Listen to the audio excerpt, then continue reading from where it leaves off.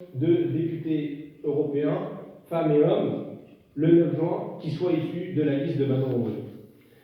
Parce que c'est la même logique.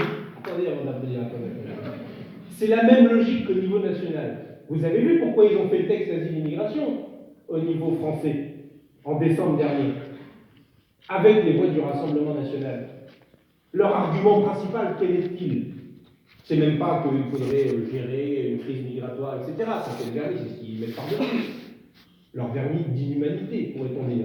Non, non. Le fond de leur truc, c'est qu'ils pensent, je pense sincèrement, que pour combattre l'extrême droite, il faut aller sur ces thèmes et reprendre ces idées. Drôle de trouvaille quand même. Eh bien, figurez-vous que Mme von der Leyen a à peu près le même raisonnement aussi stupide.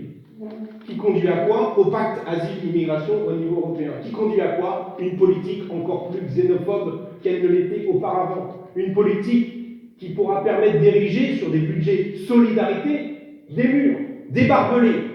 Parce qu'ils en ont parlé de solidarité dans ces textes. Et Damien Carrel en parlerait encore mieux que moi, cet eurodéputé Europe Écologie Les Verts sortant, qui est sur la liste de Manon Rondry, qui est spécialisé sur cette question-là, et vous pouvez applaudir.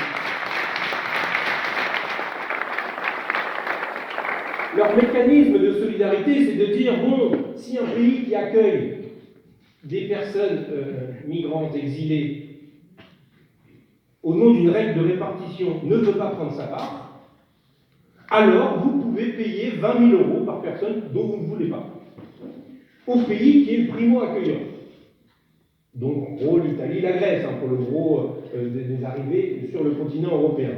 Et que peuvent-ils faire avec ces 20 000 €? Bien accueillir les gens, bien les intégrer dans la société grecque ou italienne, ou ensuite qu'ils puissent se balader en Europe, vivre leur vie, avoir une famille, des enfants, des amis, vivre, être des êtres humains accomplis? Non, bien sûr que non.